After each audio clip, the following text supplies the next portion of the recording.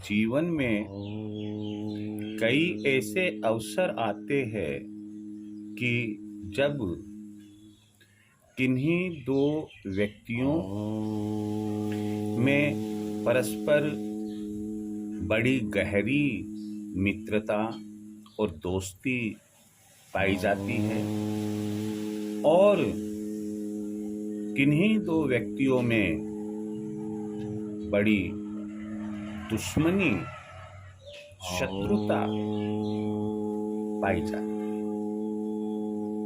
इसके पीछे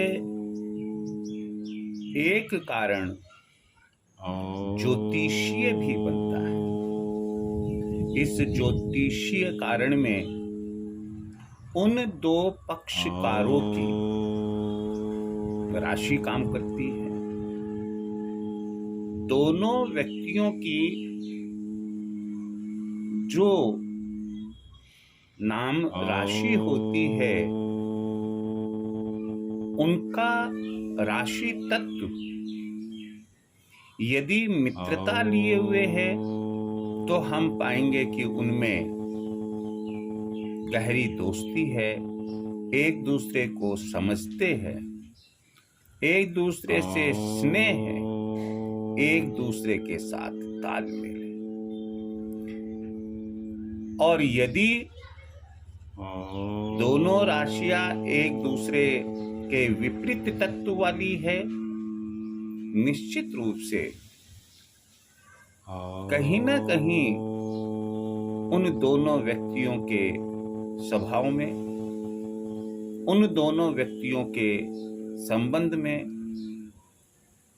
कोई ना कोई बुराई ऐसी मौजूद रहती है कि जिसके आधार पर हम कह सकते हैं कि वो मित्र नहीं बल्कि शत्रु जैसा व्यवहार एक दूसरे के साथ कर रहे हैं। मैं आपको राशियों से कैसे मालूम करें मैत्री और अमैत्री संबंध, आज इस टॉपिक के बारे में जानकारी दे रहा हूं। जो व्यूअर्स ये मेरा वीडियो देख या सुन रहे हैं उनसे यही कहूंगा, सब्सक्राइब नहीं किया है चैनल तो सब्सक्राइब करें, और सब्सक्राइब करें या कि नहीं करें, लेकिन आप वीडियो को पूरा देखें और सुने, ताकि शायद हो सकता है कि किसी निष्कर्ष तक आप ज्योतिष के इस छोटे से भाग में कुछ जानकारी अतिरिक्त हासिल कर सकें। हमने आपको बताया कि राशि तत्व के संबंधों से दो व्यक्तियों के मध्य मैत्री और अमैत्री संबंध सरलता से मालूम किया जा सकता है। बड़ी आसानी से आप ये मालूम कर सकते हैं। वो कोई अजनबी भी है तो भी आप मालूम कर सकते हैं कि उनमें आपसी मैत्री संबंध होगा या अमैत्री संबंध। अब सवाल ये है यहाँ कि ये जो दो व्यक्ति है वो कौन? ये दो पति पत्नी हो सकते हैं, पिता पुत्र, माता पुत्र, माता पुत्री, पिता पुत्री हो सकते हैं, साझेदार। यदि आप व्यापार कर रहे हैं तो व्यापार का साझेदार, यदि आप एकल व्यापार कर रहे हैं तो उसका जो नाम है, आपने प्रतिष्ठान का जो नाम रखा है उसकी भी तो अपनी अपनी एक राशि बनती है, और आपका स्वयं का नाम आपकी नाम राशि है। मित्र, यदि आप ये कहते हैं कि मिस्टर एक्स आपका मित्र है तो मित्र आदि हो सकते हैं। तो दो व्यक्ति जिनके बीच हम संबंध मैत्री और अमैत्री मालूम करने जा रहे हैं वो इस प्रकार से हो सकते हैं। मैंने यहाँ पर राशि और उनके तत्वों के बारे में एक संक्षिप्त चार्ट प्रस्तुत किया है। याद रखना बड़ा ही सरल है। वैसे तो मैंने देखिए मेष, सिंह, धनु ऐसे लिखा है, लेकिन सरल तरीका आपको मैं बता ही देता हूं। यह पहली राशि है,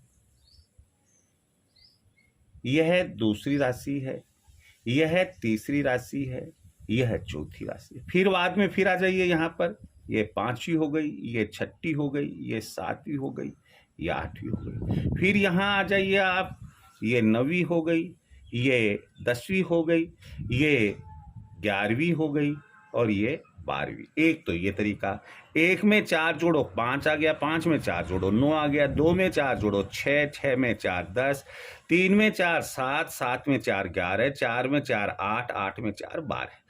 किसी भी तरीके से आप इन्हें याद कर सकते हैं।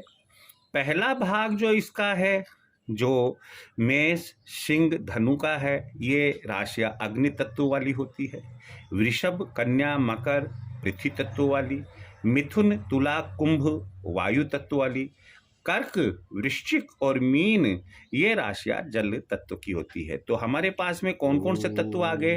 अग्नि तत्व आ गया, पृथ्वी तत्व आ गया, वायु तत्व आ गया और जल तत्व आ गया।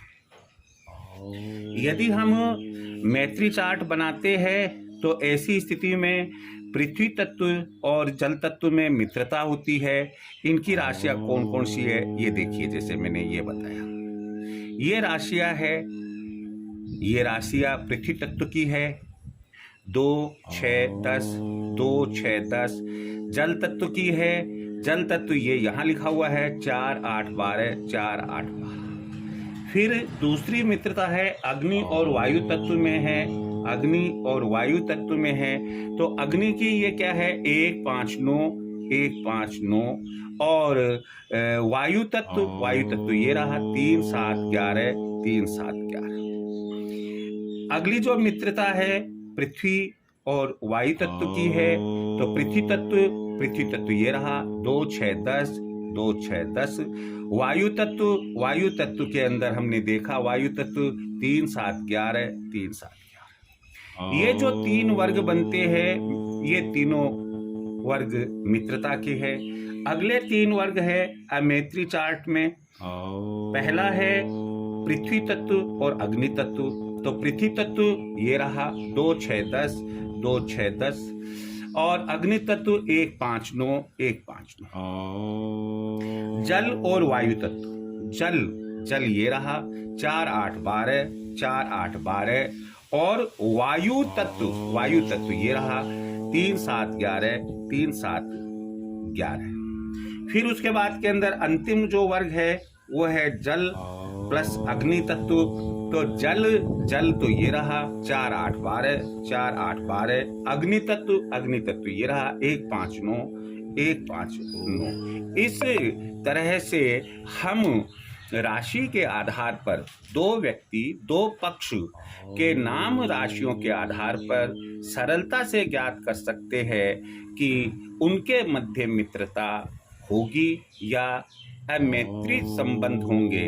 आपको कोई व्यवहार किसी अन्य व्यक्ति से करना है तो मैं आपको यही कहूँगा कि कम से कम मोटे तौर पर तो हम यह देख ही ले कि जिसके साथ हम व्यवहार करने जा रहे हैं, चाहे वह साझेदार हो, चाहे वह व्यापार का नाम हो और चाहे आप शादी विवाह के लिए कोई लड़की या लड़का पसंद कर रहे हैं, तो क्या उनके मध्य मैत्री संबंध रहेगा या नहीं। क्यों कि अमैत्री संबंध होने का मतलब होता है कि जीवन में संकट ही संकट, परेशानियां ही परेशानियां रहती है।